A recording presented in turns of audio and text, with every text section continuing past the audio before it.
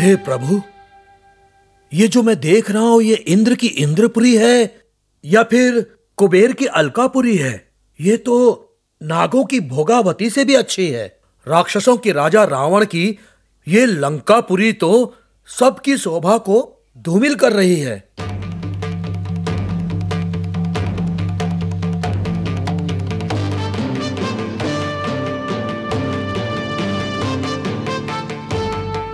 चारों दिशाओं में ऊंचे ऊंचे भवन जो कि आकाश को छू रहे हैं और इनकी शोभा चंद्रमा की शोभा को फीकी कर रहे हैं। और इन सुंदर भवनों को देखकर ऐसा प्रतीत ही नहीं होता कि इस नगरी में और इन सुंदर भवनों में राक्षस रहते होंगे।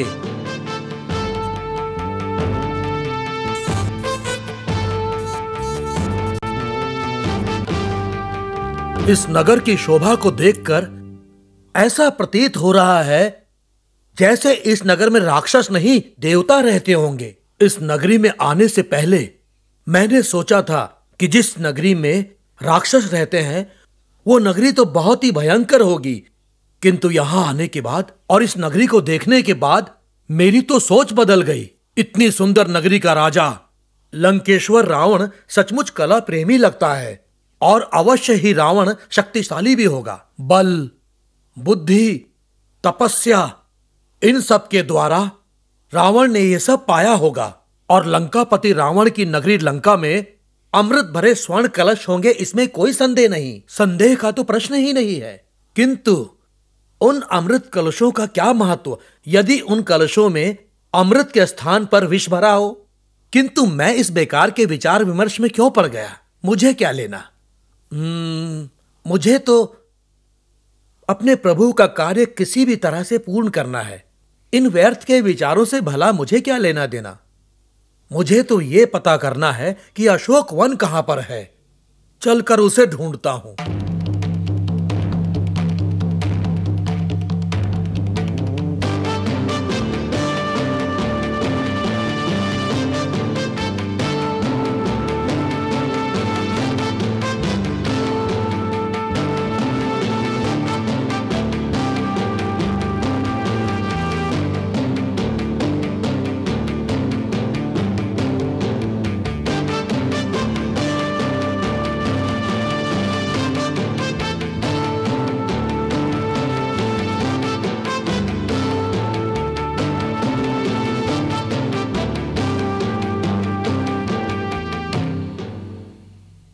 पूरी नगरी देख ली, किंतु अशोक वन का कहीं पता नहीं चला। बगीचों में, रावण के महल में, महल के कोने कोने में, महल में लगे सुंदर सुंदर चित्रों में, महल की गलियों में, बगीचों में, हर जगह ढूंढा। संपूर्ण लंका में मैं सब जगह ढूंढ चुका हूं, किंतु माता सीता मुझे कहीं नहीं मिली। अब क्या करूं? हनुमान कैसे भी माता जानकी का पता लगाकर आएगा, ये सोच रहे होंगे मेरे प्रभु श्री रामचंद्र। अवश्य ही कार्य पूर्ण करके आएगा, ये सोच रहे होंगे हमारे महाराज सुग्रीव और मेरे मित्र अंगद, नील, जाम्बवान, जिन्होंने मुझ पर इतना विश्वास किया था कि हनुमान कार्य पूर्ण करके ही आएगा, माता सीता का पता लगा कर ही आएगा, हनुमान असफल नहीं होगा। ये सोचकर वो लोग महेंद्र पर्वत पर मेरी प्रतीक्षा कर रहे होंगे। अब अगर मैं सीता माता का पता लगाए बिना यहां से वापस जाता हूं तो उनका भरोसा टूट जाएगा। अब मैं क्या करूं?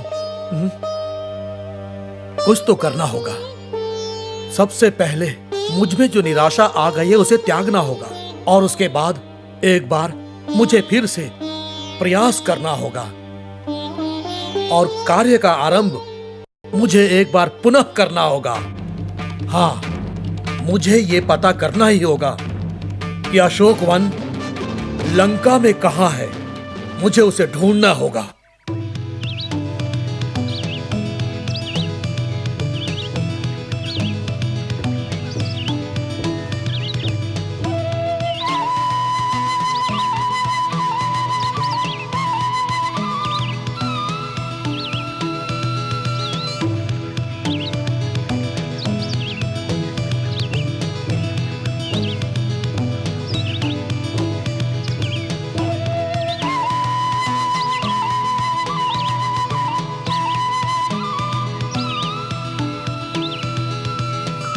हे प्रभु, ये अशोक वन है या फिर अमर लोक का अमर बगीचा?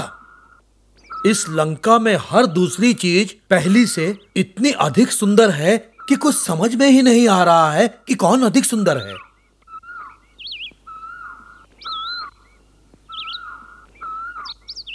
राक्षसों का राजा लंकापति रावण ब्राह्मण कुल में पैदा हुआ था। भले ही गुण से वो राक्षस हो, किंतु ब्राह्मण कुल का होने के कारण उसने अपनी इस लंका नगरी को राक्षसों की नगरी की तरह नहीं बनवाया, बल्कि देवों की नगरी की तरह बनवाया है। ये नगरी इतनी सुंदर है कि इस नगरी को देखकर किसी का भी मन भटक जाएगा और वो अपने कार्य से विमुख हो जाएगा। किंतु मैं ऐसा होने नहीं दूंगा। माता सीता को इस मायावी नगरी में मैं ढूंढ के रहूंगा। जय श्री राम। ये ठीक रहेगा। एक पेड़ से दूसरे पेड़ पर कूद कूद कर पूरे अशोक वन में ढूंढूंगा। माता सीता इस अशोक वन में अवश्य मिलेंगी।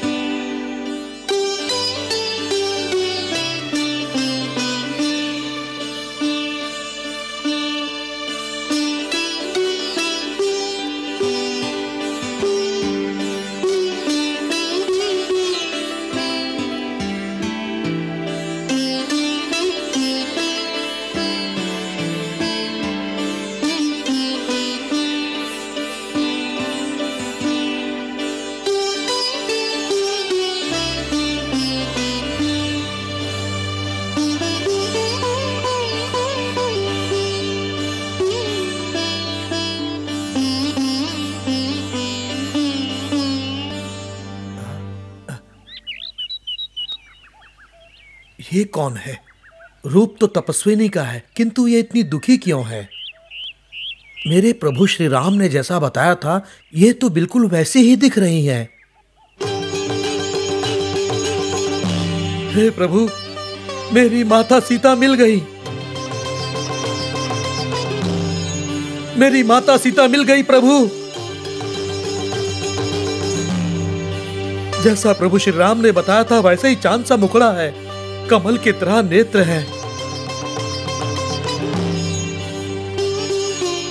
असुरों के बीच में रहने के कारण आभा थोड़ी सी फीकी पड़ गई है।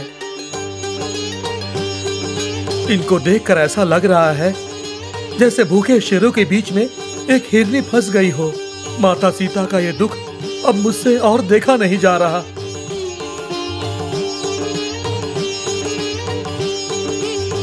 किंतु इनकी आंखों में ऐसा तेज है कि इनकी आंखों की तेज के सामने कोई भी परपुरुष जा नहीं सकता। किंतु मैं इनके पास जा सकता हूँ, क्योंकि मैं ब्रह्मचारी हूँ और प्रभु श्री राम का कार्य सिद्ध करने के लिए यहाँ पर आया हूँ। मेरे प्रभु श्री राम को जब मैंने पत्नी के विरह में दुखी देखा था, तब मुझे लगा था कि पत्नी के दुख में प्रभु इतने दुखी क्यों हो रहे हैं। किंतु आज माता सीता को देखने के बाद मुझे पता चला कि प्रभु इतने दुखी क्यों हो रहे थे और उनकी दशा ऐसी क्यों थी। ऐसी पत्नी के विरह में तो कोई भी पति अवश्य ही दुखी होगा। ऐसी पत्नी जो अपनी पति के विरह में इतनी दुखी है। आहा, मेरी माता सीता देवी प्रभु श्री राम के विरह में दुखी होकर यहाँ तपस्या कर रही है।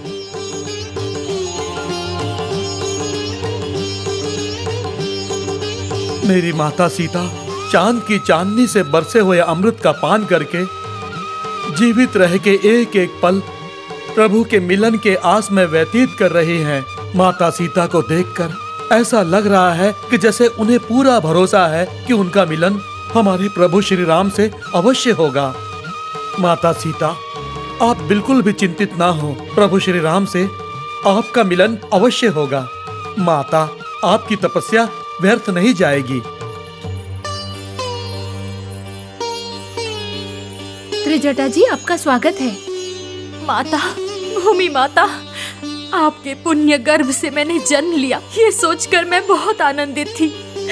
किंतु पंचवटी में आकर उस पापी रावण ने आपकी गोद से मेरा अपहरण कर लिया और यहाँ ले आया। माता, आपने उसे रोका क्यों नहीं? मेरी जन्मदाता, मौन रहकर उस राक्षस को ये पाप क्यों करने दिया?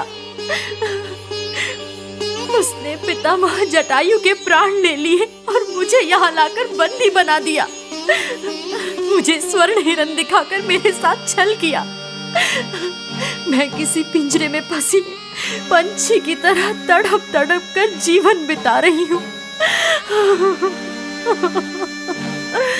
मैं पापी हूँ, महामूर्ख स्त्री हूँ, झूठे हिरण के छल में आ गई और अपना जीवन नर्क बनाकर रख दिया। भ्राता लक्ष्मण का भी अपमान किया और उनकी बात ना मानकर उन्हें कष्ट पहुंचाया। मेरे प्रभु कैसे जीवन व्यतीत करते होंगे? शत्रुओं को ढूंढकर उनका भला करने वाले मेरे श्री राम अपनी पत्नी से बिछड़कर भ्राता लक्ष्मण के साथ किस प्रकार जीवन व्यतीत कर रहे होंगे? जो मुझे माता समझता था वो लक्ष्मण कितना व्यथित होगा। उन्हें मेरी ये दशा बताने वाला क्या इस धरती पर कोई भी नहीं है? हे प्रभु,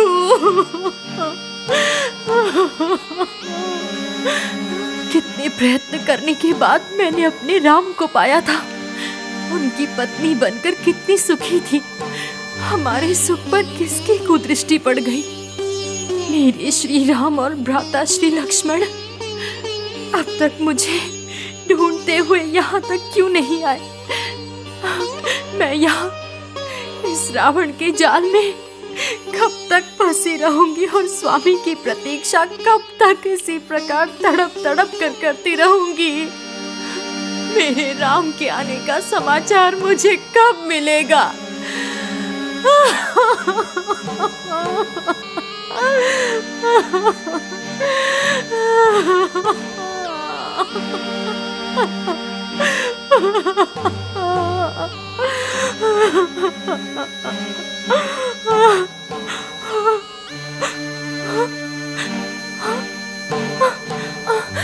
कहीं रावण ने मेरे साथ कुछ अनुचित करने की चेष्टा की तो? प्रभु, आप शीघ्र ही अपनी सीता को लेने ना आए तो इसके परिणाम मुझे भुगतने पड़ेंगे। स्वामी, मेरे अश्रुओं से हाथ जल भीग गया, किंतु मेरे स्वामी अब तक नहीं पहुंचे। कहीं ऐसा तो नहीं कि मेरे स्वामी ने मुझे भुला दिया है? यदि ऐसा है तो मेरी रक्षा कौन करेगा? कहीं मुझे सारा जीवन यही बिताना पड़ा? मेरे लिए तो यहाँ श्वास लेना भी कठिन होगा। मैं क्या करूंगी?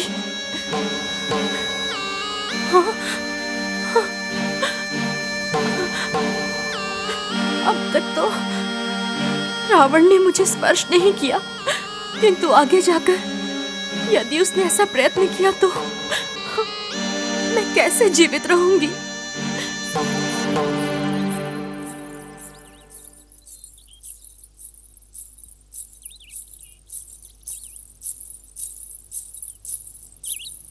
आपका स्वागत है राजकुमारी। सीता देवी, आपको मेरा प्रणाम।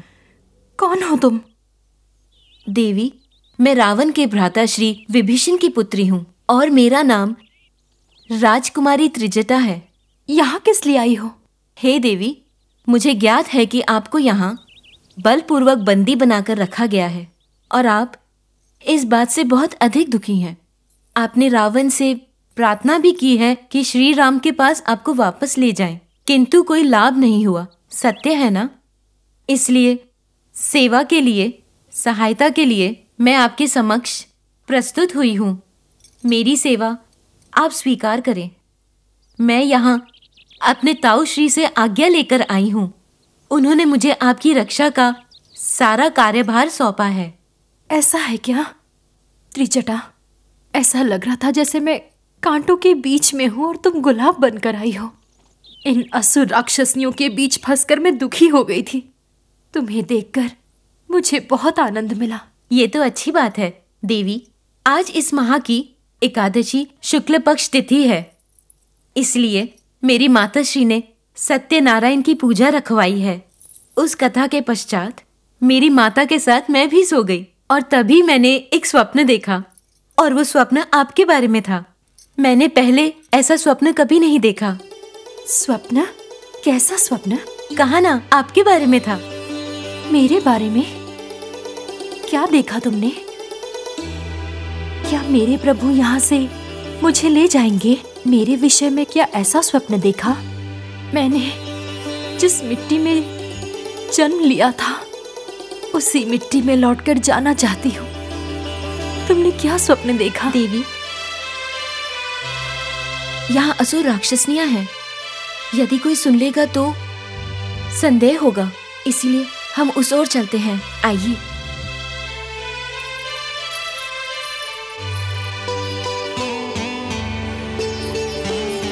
देवी, आप यहाँ बैठिए। मेरे बैठने की चिंता छोड़ो, पहले ये बताओ तुमने क्या स्वप्न देखा? मेरे अंतकरण की व्याकुलता बढ़ती जा रही है। शीघ्र अपने स्वप्न के बारे में बताओ। ठीक है, बताती हूँ।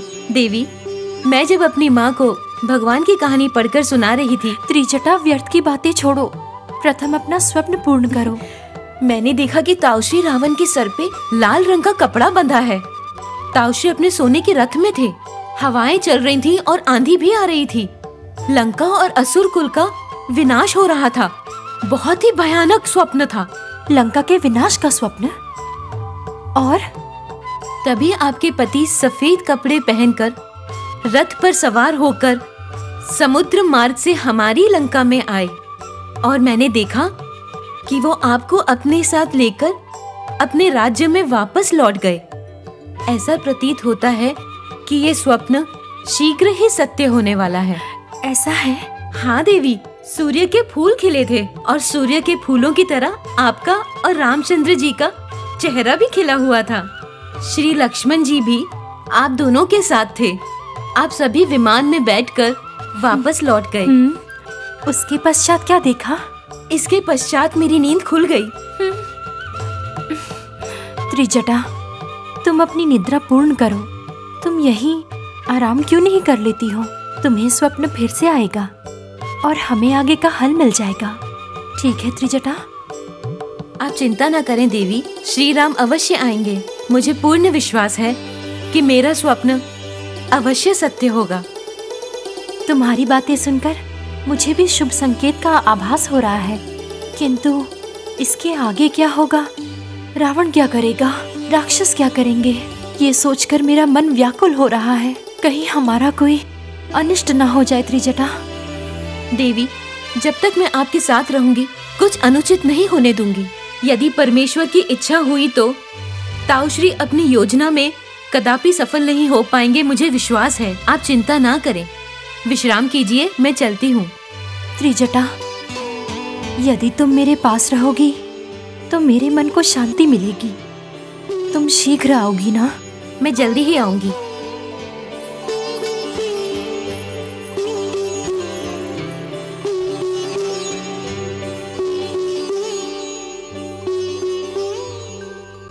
आहा, मेरे प्रभु श्री रामचंद्र, आपकी पत्नी माता सीता आपका प्यार और आपको वापस पाने के लिए इतने संकट में भी अपने पतिव्रत धर्म को निभा रही हैं। माता सीता पत्नी रूप में आपको मिली, ऐसी पत्नी आपको मिली। आप बहुत ही भाग्यशाली हो प्रभु। राम राम, सीता राम।